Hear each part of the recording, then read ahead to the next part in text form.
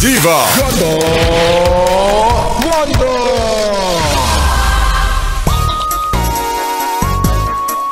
O, diba? Kahit mahalang magmahala, basta ikaw lang ang mahala. Ay, talaga namang solid.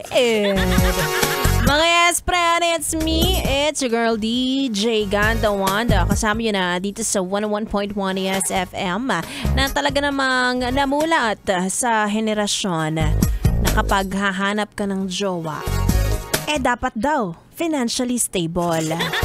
Diba? Na kapag sinabi ng tatay mo na, anong ipapakain mo sa anak ko? May maisasagot ka. Maisasampal mo ang bank statement. Sinampal. Diba? Marami dyan na number one requirement. Bago kilalanin ng ugali, chine-check muna ang laman ng wallet. Diba? Parang, ano kayang trabaho niya? Gano'n na siya katagal sa trabaho? Diba? Na kung tao lang ang ATM, baka ginawa niya na. Hindi mo naman masisisi yung mga ganyan, no? Lalo na kung alam mo sa sarili mo na ikaw kumikita ka ng pera, kaya mong mag-provide para sa sarili mo, bakit naghahanap ka ng pabigat? Diba? Yung ikaw ang gagasto sa lahat-lahat, like as in lahat-lahat. Ikaw na, oo. Diba? Dapat ikaw na rin ang ligaw, pwede naman yun.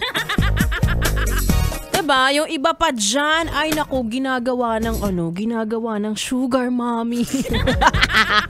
May mga ganon, yung kahit 5 duling hindi na siya naglalabas. Ay naku. Diba? Pero kapag labasan ng ang galing-galing. Well, anyway, ikaw naman yan, yes, friend, no?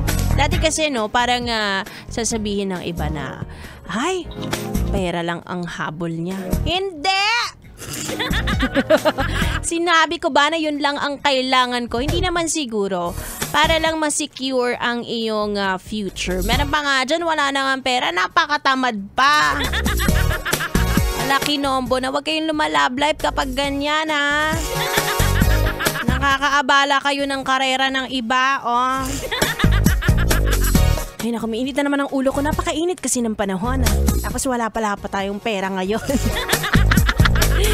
Ay naku, kasama niyo ako hanggang alas 9. Ituloy muna natin ang ating dugdugan. Dito lang sa stasyong number 2 sa Metro and Mega Manila. 101.1 Yes FM Solid.